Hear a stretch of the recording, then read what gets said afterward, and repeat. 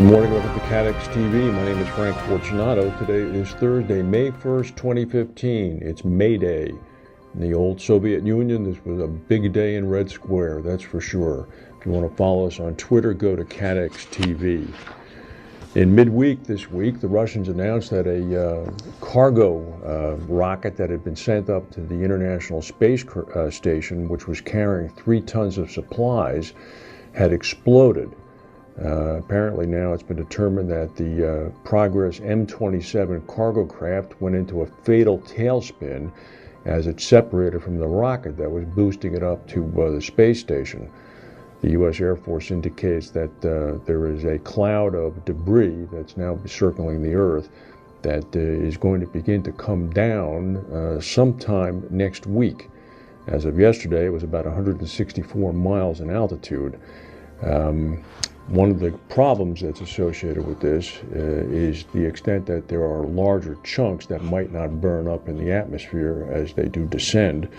But according to experts in the Russian space program, most of it should be disintegrated as it comes into contact with the Earth's atmosphere. The Russians are saying that the failure of the mission is estimated to have cost about 25 million pounds. But they did note that most of that money will be recovered from insurance. The big reinsurance broker Aon posted organic revenue growth in its insurance department of about 3% for the first quarter of 2015. The reinsurance group, Aon Benfield, did note a decrease in organic revenue of 1%. The problem regarding the reinsurance business, Aon said, was largely due to an unfavorable market impact globally, i.e. Lower premium rates. If there are lower premium rates and a broker is taking a compensation based on commission, naturally their revenue is going to decrease.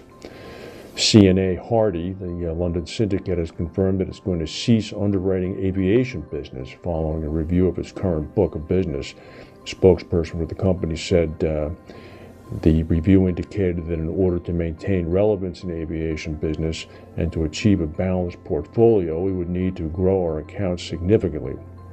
Given challenging market conditions and the availability of capacity, they said it would be apparent that we would struggle to increase marketing share while building a profitable book of business. Translation: there's more aviation capacity than you can shake a stick at, and the price keeps dropping despite ongoing claims. Probably a smart move by CNA Hardy. Those recent storms in the Sydney area have begun to put pressure on the reinsurance market.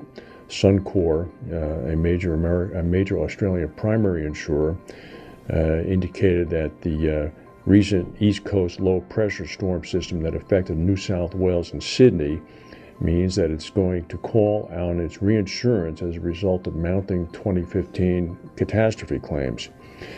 Yesterday, the other big insurer in Australia, IAG, announced that it too is expecting to hit its reinsurance levels.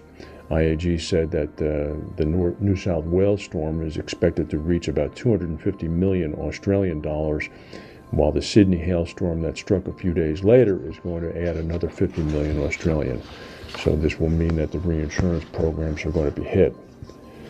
There's a new product that Hiscox is releasing in London. It's a standalone threat product. They say that customers have been asking for it. The product is designed to protect businesses against the loss of revenue suffered as a result of a threat or a hoax. It's capped at $5 million limit per occurrence and $20 million for the annual aggregate.